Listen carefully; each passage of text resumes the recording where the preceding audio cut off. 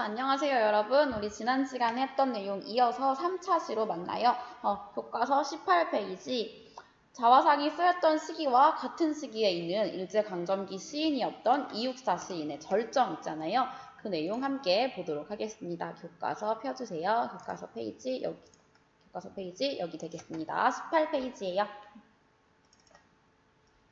자, 이 부분 함께 볼 건데 우리 첫 시간에 이육사 시인에 대해서도 한번 영상 봤었죠. 그 자화상이 쓰인 시기에 활동했던 일제강점기에 있었던 이육사 시인의 절정이라는 작품인데 이육사 시인도 매우 중요한 시인 중에 하나고 일제강점기에 저항시로 많이 알려져 있는 시인이잖아요. 저항시인, 그러니까 일제에 대해서 저항하는 시들을 강렬하게 썼던 시인이기 때문에 이육사 시인에 대해서도 한번 영상 보고 가겠습니다. 이육사 시인에 대한 영상이에요.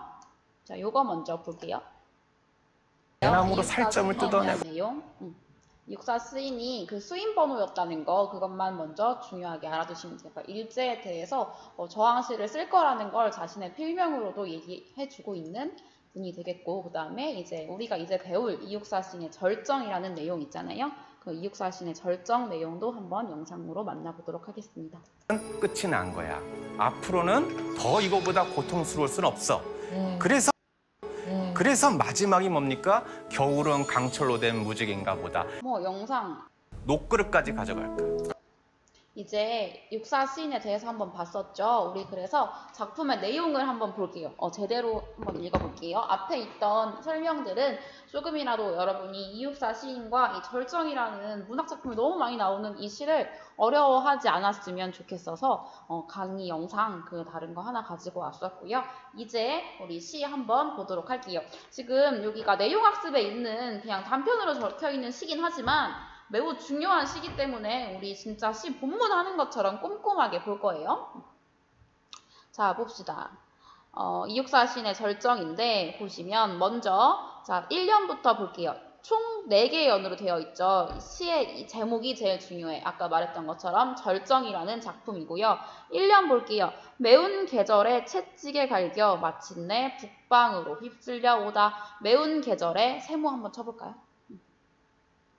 우리 지금 이제 얘기할 때 부정적인 시어는 세모를 칠 거고 긍정적인 시어에 동그라미를 쳐볼 거예요. 그럼 첫 번째 매운 계절. 우리 지금 이거 적용학습 5번에 있는 문두랑 같이 보면 이 매운 계절이 과연 언제인지 알 수 있지 않을까? 그래서 언제일까요? 매운 계절은? 매운 계절은 바로 일제강점기라고 할 수 있겠죠. 일제강점기. 매운 계절을 일제강점기라고 하고 그 다음 채찍에 갈겨. 채찍도 세모. 채찍도 좋은 시어는 아니잖아. 그쵸? 채찍도 세모 쳐볼게요.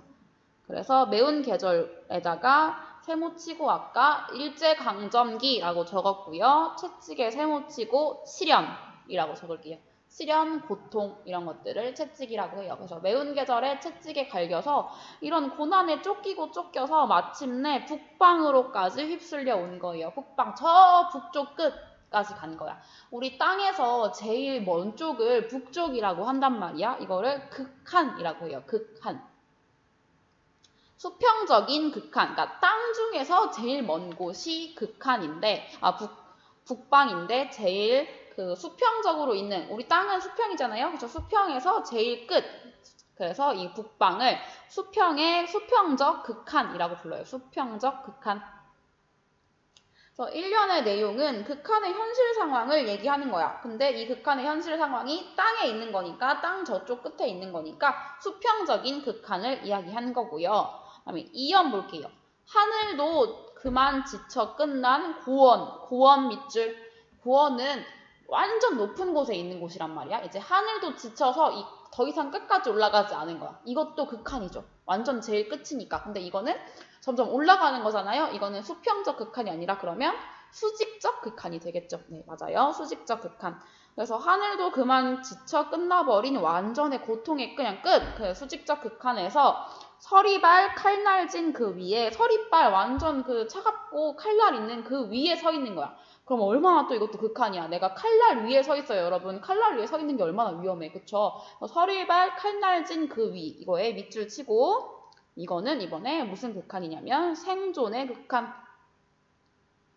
그러면 2연의 내용은 극한의 현실 상황을 얘기해요. 1연이랑 똑같이. 근데 1연은 수평적이었고 2연은 수직적이었다라고 보실 수 있죠. 그 다음에 3연 볼게요.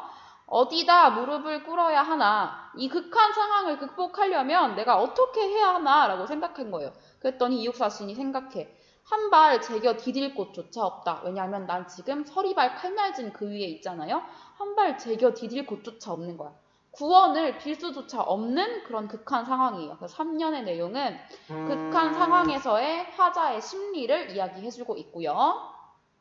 마지막 사연, 이럼에 동그라미 치고 별표 한번 해볼게요. 내가 더 이상 구원을 빌 수조차 없는 상황에 오니까 내가 생각해요. 눈 감고 생각해요. 아, 이렇게 고통스럽다니 이제 겨울이 다 끝나고 봄이 오겠구나 라고 생각하는 거죠. 희망을 드디어 이야기할 수 있게 된 거야. 이육사 시인이. 그래서 마지막 줄에 별표. 겨울은 강철로 된 무지개인가 보다. 겨울은 어떤 시어냐면 차갑고 춥고 이런 고난을 얘기하고 있는 그 아까 매운 계절 있잖아요. 일제강점기인데 이런 일제강점기가 강철도 막 쇠붙이잖아. 사실 안 좋은 시어잖아요. 근데 이 강철로 된 이렇게 단단하게 된 무지개인가 보다 하면서 부정적 시어와 긍정적 시어를 함께 말하는데 이런 것들을 뭐라고 하냐면 역설이라고 하죠. 마지막 연에 역설법이라고 적을게요. 내가 이렇게 고통스러워서 겨울인 줄 알았어. 그랬는데 이 겨울이 사실은 뭐였냐면 생각을 해보니까 강철로 된 무지개야.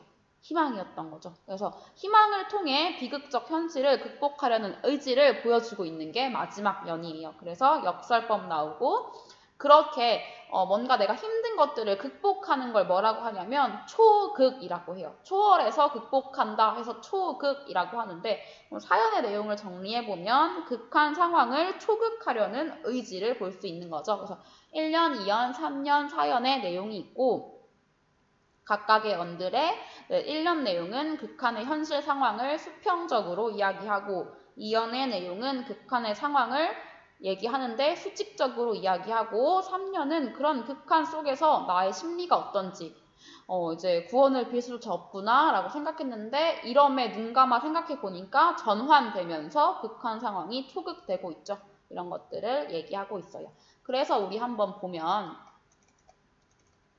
우리 핵심 정리를 한번 적어볼 거예요. 이 내용을 한번 얘기해 봅시다. 자, 자유시고요, 허정시예요. 자유롭게 써지고 감정도 나오잖아요. 그리고 저항시, 이게 제일 중요하죠. 저항시의 별표. 그다음에 상징적이고 왜냐하면 겨울이 강철로 된 무지개인가 보다 하면서 이제 희망을 이야기하고 있는 의지적인 작품이고 특징 4가지 보면 단정적으로 말해요. 이게 왜냐하면 이육사 시인의 특징 중에 하나야. 나는 이걸 무조건 극복할 거고 저항하는 거고 라고 얘기하니까 되게 강인하게 말하죠. 그래서 단정적인 뭐뭐 한다 이렇게 계속 바로 말하는 거. 역설적 표현을 나와요. 마지막 줄에 겨울은 강철로 된 무지개인가 보다. 강철로 된 무지개 이것이 바로 역설적 표현이고요. 상징적인 시어가 많이 나오죠. 매운 계절, 일제강점기, 채찍, 실현 뭐 이런 것들 이야기하고 있고요. 한시에 기승전결 방식으로 되어 있대. 이게 중요해 얘들아. 우리 지금 1년, 2년, 3년, 4년이라고 적은 거 옆에다가 한 글자씩 적어볼게요. 1년 옆에 기, 2년 옆에 승, 3년 옆에 전, 4년 옆에 결이라고 적어볼게요. 옛날에 옛날에 한자로 된 시를 적을 때 기승전결의 방식을 많이 썼는데 그것의 방식대로 이 시가 쓰여져 있어요. 기승전결은 뭐냐면 기에서 내가 하고 싶은 얘기를 시작해. 승에서 그 내용을 전개해요. 전에서 한번 전환하고 결에서 끝을 맺는 건데 이 시 자체도 이육사의 절정시 자체도 1, 2, 3, 4연으로 되어 있지만 기승전결 방식대로 시작하고 전개하고 전환하고 끝 맺는 방식이 그대로 사용되고 있기 때문에 기승전결 방식이다 라고 이야기합니다. 보통의 4연으로 된 시 혹은 8연으로 된 시들은 묶었을 때 기승전결로 많이 나올 수 있어요. 구성 보시면 이렇게 되는 거지. 1년에서는 현실의 극한 상황을 수평적으로 얘기해요. 북방으로까지 간 거, 2년에서는 수직적으로 고원까지 갔다라고 얘기하고 3년에서 극한 상황에서 내 심리를 말해. 아, 구원을 빌 수조차 없구나 라고 얘기했다가 마지막 4년에서 눈 감고 생각해 보니까 초월해서 극복하면서 겨울은 강철로 된 무지개인 것 같다 라고 얘기하는 거죠. 이게 바로 이육사 시인의 작품이었습니다. 우리 6분짜리 영상 하나 볼 거야. 이육사 시인이랑 그 다음에 동주 얘기하는 거 연결지어서 활동으로 볼 거라서 그거랑 같이 나오는 거 한번 볼게요. 1930년대 일제의 탄압으로 창작 활동이 위축되지만 민족적 정서를 담은 문학 작품을 펴낸 두 인물, 이육사 그리고 윤동주. 이육사, 항일 독립운동가이자 시인, 본명 이원록. 일제강점기를 온몸으로 살아간 문학가. 1920년대 후반 일제 주요 요인 암살과 기관 파괴 활동을 펼치던 의열단의 투쟁에 감명받은 이육사는 곧 의열단에 가입한다. 당시 의열단장 김원봉은 만주에서 베이징으로 이동, 이육사도 베이징을 왕래하며 국내 정세 보고 및 군자금 전달 활동을 펼친다. 그러나 1927년 일제의 탄압과 수색에 의해 형과 함께 검거된 이육사. 그는 대구지방법원에 송치되는데 이때 미결수 번호가 264번. 이 수감번호를 따서 자신의 이름을 이육사라고 칭하게 된다. 일제의 온갖 고문에도 버틴 그는 2년 4개월간의 옥고 끝에 석방된다. 그 후 다시 독립운동에 뛰어들어 1932년 의열단장 김원봉이 만든 조선혁명간부학교에 입교한다. 군사훈련을 배우고 비밀리에 1933년 국내로 귀국하여 독립운동을 하던 중 또다시 일제에 붙잡혔다 증거 불충분으로 풀려난다. 그 후 너무나 악화된 건강 상태로 힘든 시기를 겪고 이제 문학을 통해 민족의식을 일깨우는 길로 들어서게 된다.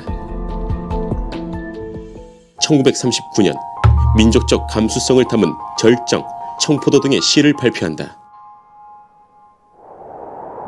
매운 계절에 채찍에 갈겨 마침내 북방으로 휩쓸려오다. 이러매 눈 감아 생각해 볼 밖에 겨울은 강철로 된 무지개인가 보다. 내 고장 7월은 청포도가 익어가는 시절. 아이야 우리 식탁엔 은쟁반에 하얀 모시 수건을 마련해 두렴. 1942년에는 시 광야를 발표한다. 다시 천고의 뒤에 백마 타고 오는 초인이 있어 이 광야에서 목 놓아 부르게 하리라. 그러나 일제는 이렇게 항일 의식이 가득한 민족 시인을 가만두지 않았다. 1943년 일제 경찰은 그를 체포하여 북경으로 이송하였고 1944년 1월 그는 그만 베이징의 감옥에서 세상을 떠나게 된다.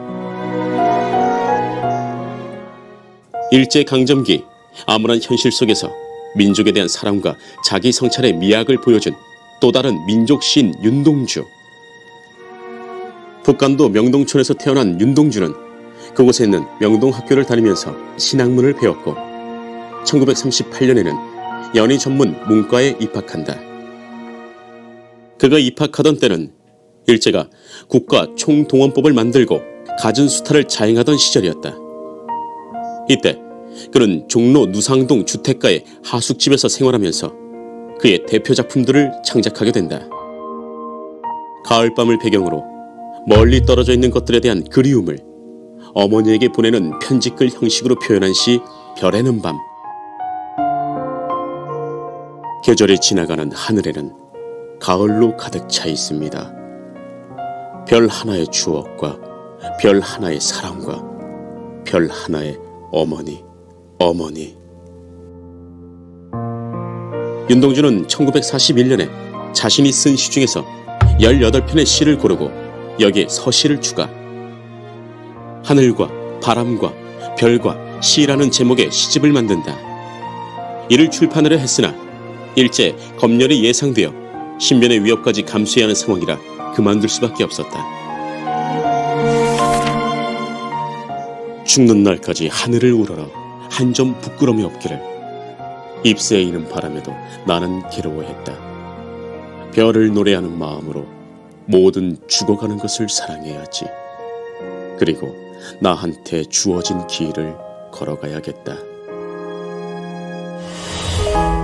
일본으로 유학을 가게 된 윤동주. 그는 그곳에서 쉽게 쓰여진 시를 창작하면서 여전히 자기 성찰과 고국에 대한 향수를 달래고 있었다. 1943년 윤동주는 방학을 맞아 고향으로 가려 했으나 일제 경찰의 요시 차련으로 지켜 조선의 독립을 선동했다는 죄목으로 체포된다. 1944년 교토지방재판소에서 치안유지법 위반으로 징역 2년을 선고받고 후쿠오카 형무소로 이감되었다가 1년 뒤인 1945년 2월 윤동주는 29세의 나이로 죽음을 맞게 된다. 광복 후 1948년 1월 그의 유고시집 하늘과 바람과 별과 시가 출간된다. 이육사와 윤동주, 그들이 있었기에 암울했던 일제강점기에도 민족문학은 빛을 잃지 않을 수 있었다. 윤동주 시인과 이육사 시인이 매우 중요한 시인이기 때문에 이렇게 첫 단어는 첫 작품에서 다루고 있는 거거든요. 그래서 우리 같이 이걸 봤던 이유는 지금 육사 시인과 동주를 함께 비교하려고 했던 거기 때문에 여기 한번 볼게요, 여러분. 윤동주의 자화상과 이육사의 절정을 같이 봤을 때 어조가 어떻게 다르고 태도가 또 어떻게 다른지 한번 보면 자화상의 어조는 어땠어요? 지난 시간 내용 떠올려보면 나를 막 고백하고 성찰하는 내용이 많았죠. 그리고 절정은 어때? 뭐뭐 한다 라고 단정적으로 이야기하고 있고요. 태도는 이육사의 자화상은 부끄러움이 많고 자아를 성찰하는 태도가 드러난다면 절정은 겨울이 꼭 올 거다, 겨울에서 봄으로 꼭 갈 거다라는 의지가 드러난다고 볼 수 있죠. 이 내용이 매우 중요해요. 5번 적용학습 내용 마무리하면서 이 내용 적고 오늘 수업은 마치도록 하겠습니다. 여러분 고생하셨습니다. 안녕.